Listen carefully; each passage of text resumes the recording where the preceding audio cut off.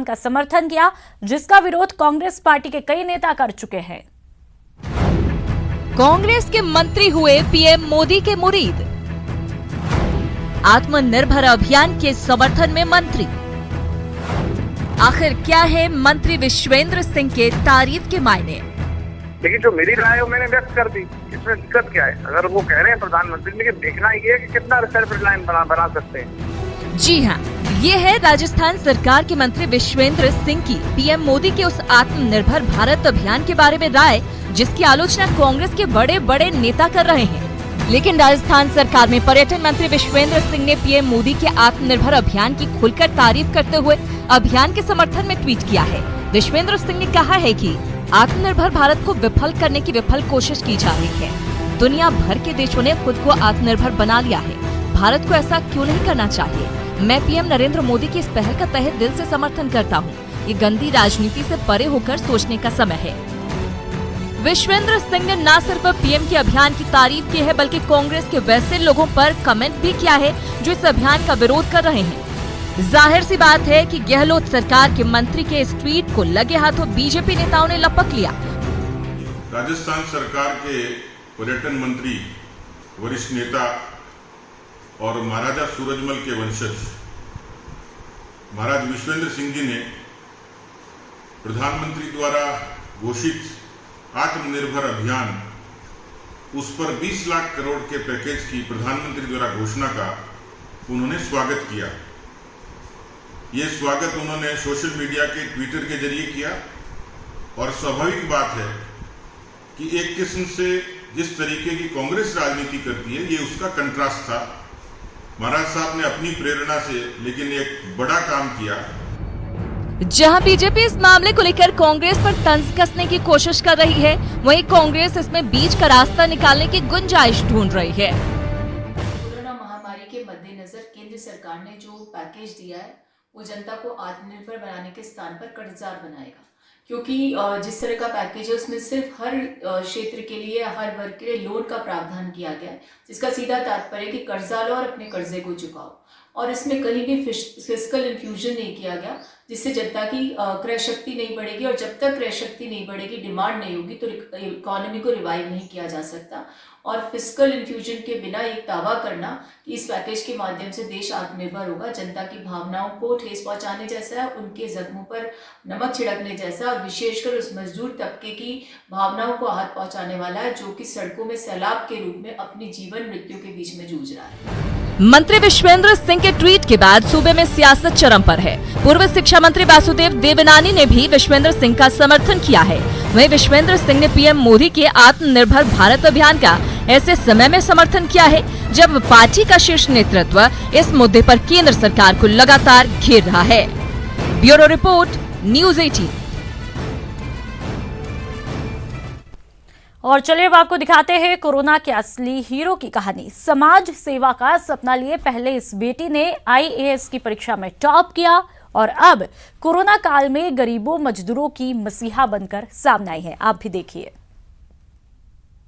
तो आप सब अगर ऐसे करेंगे तो ना आपकी बात मैं समझ पाऊंगी, ना सुन पाऊंगी। बात रखना चाहता है मेरे सामने, वो बस आ जाए यहाँ, और मैं आपको पूरा विश्वास दिलाती हूँ।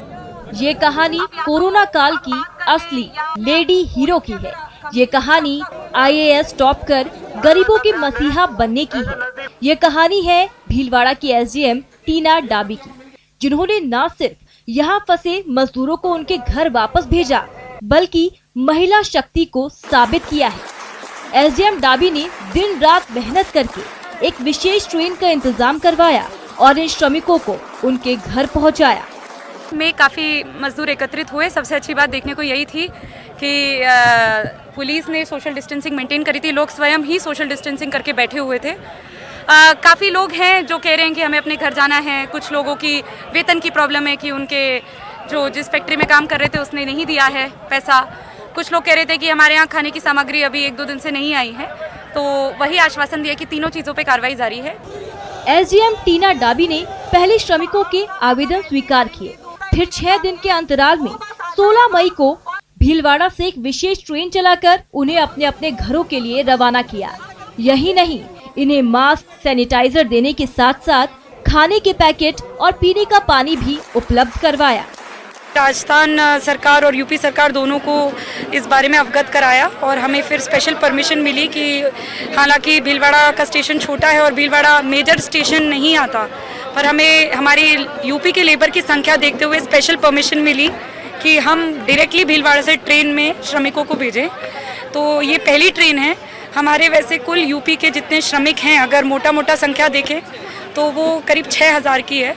मैं यहाँ 2 साल से कार्यरत हूँ और यहाँ पे मैं पहले तो यहाँ पे जो पुलिस प्रशासन है और यहाँ के जो मेडिकल ऑफिसर्स हैं, जो भी हैं स्टाफ सभी को, उनको मैं तहे दिल से धन्यवाद देना चाहता हूँ।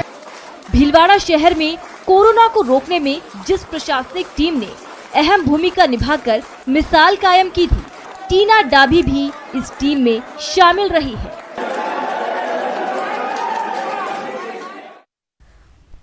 कोरोना के बढ़ते प्रभाव को लेकर के पुलिस प्रशासन के लिए चुनौती भी बढ़ गई। बीकानेर संभाग में भी पुलिस लगातार लोगों को सोशल डिस्टेंसिंग के नियमों की पालना करवाने में जुटी है।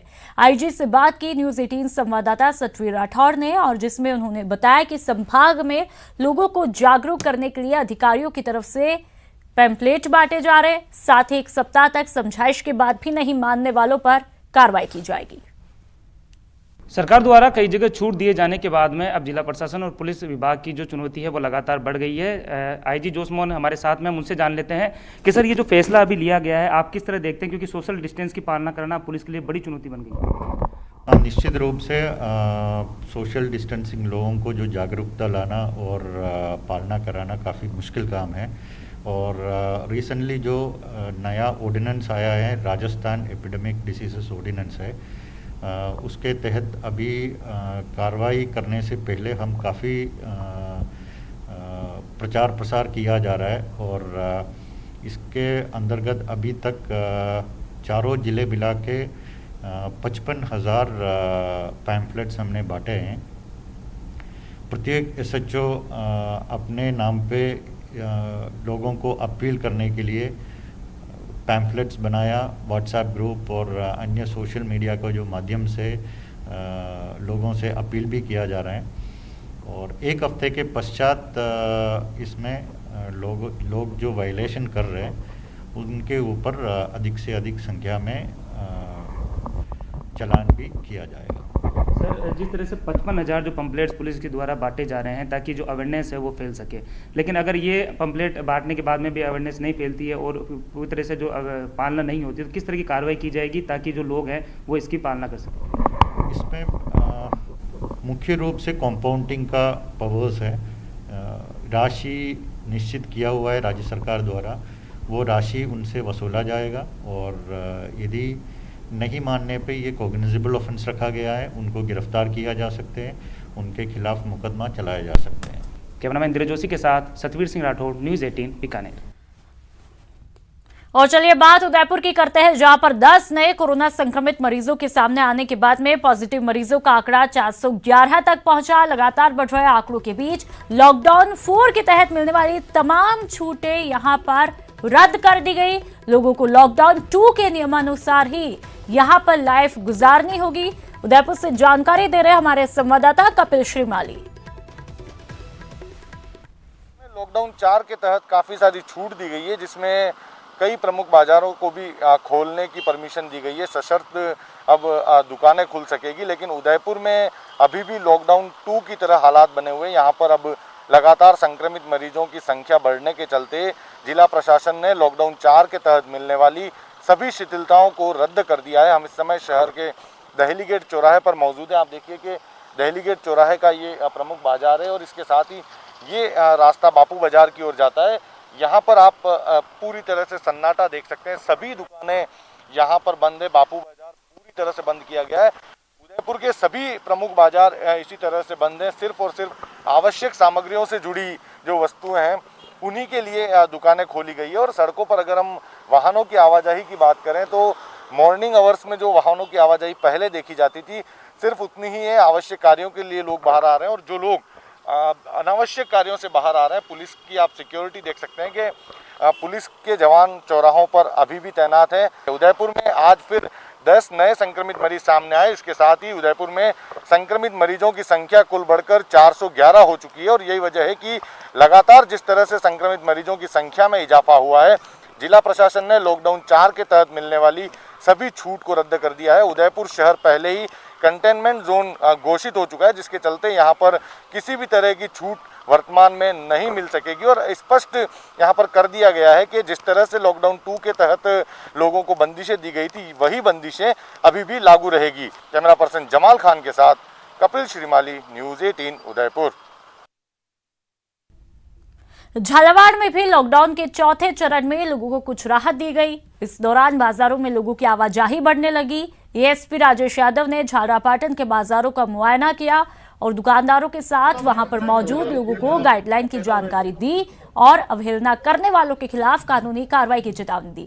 इस दौरान एएसपी ने वहां तैनात पुलिसकर्मियों को छाते भी वितरित किए।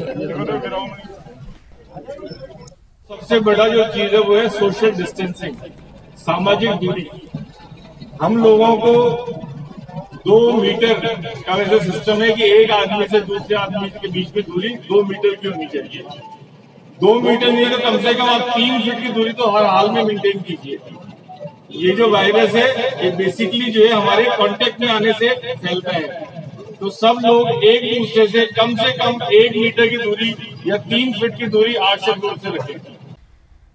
तो वहीं बीकानेर में काम बंद होने से न सिर्फ व्यापारी, किसान बल्कि मंडी के मजदूर भी परेशान हो रहे हैं। इन मजदूरों ने भी सरकार से मंडियां खुलवाने की मांग रखी। दरअसल राजस्थान सरकार की तरफ से कृषि जींस पर 2% किसान कल्याण शुल्क लगाने के विरोध में यहां व्यापार बंद है, जिसके चलते जमींदार, मजदूर और व्यापारियों को नुकसान हो रहा है। तो वहीं प्रवासी मजदूरों ने सरकार से जल्द मंडियों को खुलवाने की मांग रखी।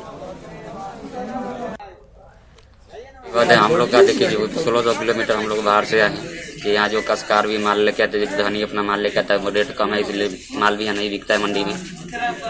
हम लोग यहाँ 2 महीने से बैठे हुए हैं। मान लीजिए 10 दिन मंडी को लाता, 10 दिन में हम लोग को तो यहाँ खाना मिल ही जाता है, लेकिन मेरा घर परिवार है, माँ है, बाप है, सबको हम लोग को देखना पड़ता है। और चलिए इस बुलेटिन में फिलहाल इतना ही। नमस्कार।